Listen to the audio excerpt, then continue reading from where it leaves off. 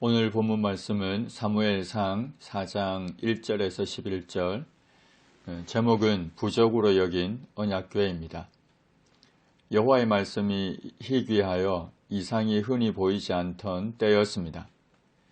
그러나 이때에도 하나님은 사무엘과 함께 하셨고 그의 말이 하나도 땅에 떨어지지 않게 하셨습니다. 온 이스라엘이 사무엘은 여호와의 선지자로 세우심을 입은 줄 알았고 하나님은 말씀으로 사무엘에게 자기를 나타내셨습니다. 사무엘의 말이 온 이스라엘에 전파되었습니다.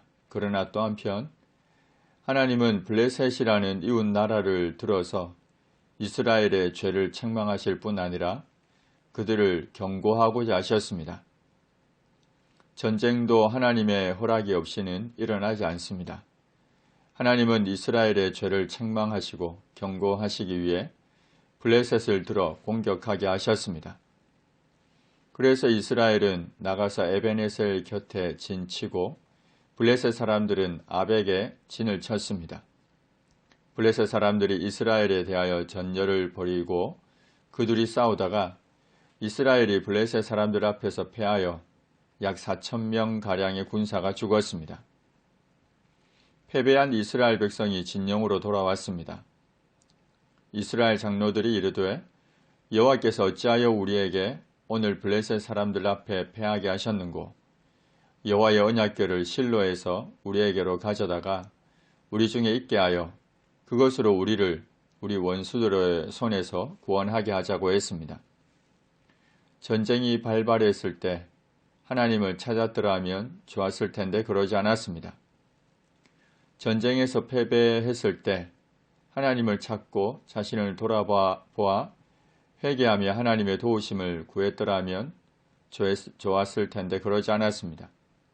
이스라엘의 장로들은 여호와께서 우리를 블레셋 사람들 앞에서 패하게 하셨다고 하면서 실로에 있는 여호와의 언약궤를 가져와서 전쟁에서의 승리를 맛보게 하자고 했습니다. 이들은 여호와 하나님을 언약궤 안에 갇혀 계신 분으로 여겼습니다. 여호와의 언약궤를 눈에 보이고 손에 만져지는 우상과 같이 여겼습니다. 여호와의 언약궤를 보며 하나님께서 함께 하심을 기억하고 언약 백성으로 언약의 말씀을 순종하는 삶을 추구해야 할 것인데 그것을 단지 지금 당장 원하는 것을 가져다주는 우상과 같이 여겼던 겁니다. 백성이 실로에 사람을 보내서 그룹 사이에 계신 만군의 여호와의 언약궤를 거기서 가져왔습니다. 이때 엘리의 두 아들 홈리와 비느하스도 함께 왔습니다.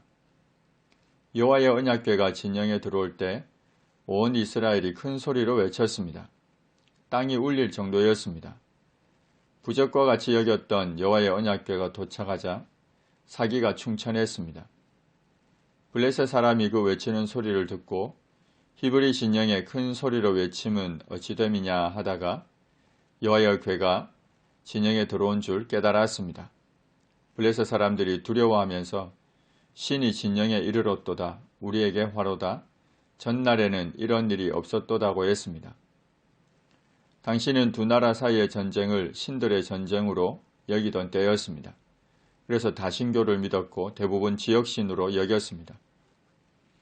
그런데 블레셋 사람들도 익히 들어 알고 있는 광야에서 여러 가지 재앙으로 애굽인들을 친 신들인 그 언약궤가 진영에 이르자 누가 우리를 이 능한 신들의 손에서 건지리오 라며 두려워했습니다.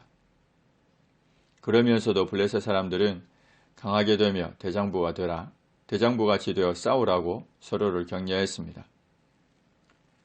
블레셋 사람들이 쳤더니 이스라엘이 패하여 각기 장막으로 도망했습니다. 사륙이 심히 커서 이스라엘 보병에 엎드러진 자가 3만 명이었습니다. 그뿐만이 아니었습니다. 하나님의 궤는 빼앗겼고 엘리의 두 아들 홈리와 비느하스는 죽임을 당했습니다.